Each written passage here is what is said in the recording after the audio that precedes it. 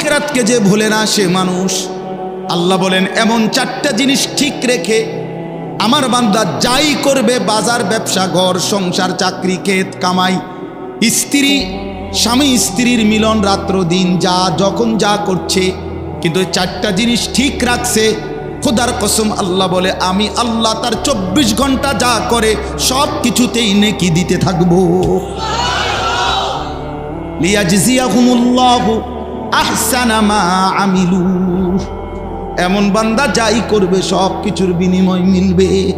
হাসলো নেকি, কাশলো নেকি, ও বেসলো নেকি দেব, সেজদা দিল নেকি দেব, ও ঘুম গেল নেকি, স্বামী স্ত্রীর মিলন হলো নেকি।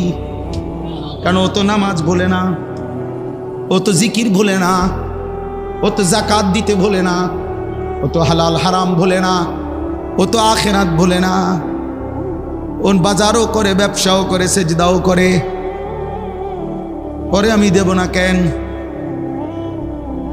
আল্লাহকে যদি বান্দা বলে মাওলা এই চারটি জিনিস ঠিক রেখে যদি বাজার ব্যবসা লেনদেন করি, আপনি বলছেন সব কিছুর নেকি দেবেন, তো আখিরাতে না দিবেন দুনিয়া কিছু দিবেন কিনা?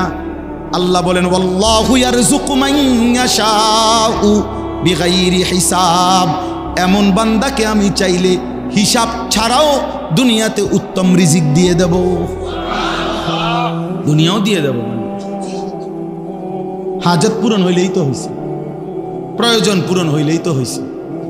কারো 300 টাকা দিয়েও বাজার মিল্লা যায়, কারো 30,000 টাকা দিয়ে গেছে, মাসে কিনে লাইছে 28,000 টাকা, আরো খরচ বাকি রয়েছে, আরো 8-9টা টাকা আছে, আর হুদা 2,000।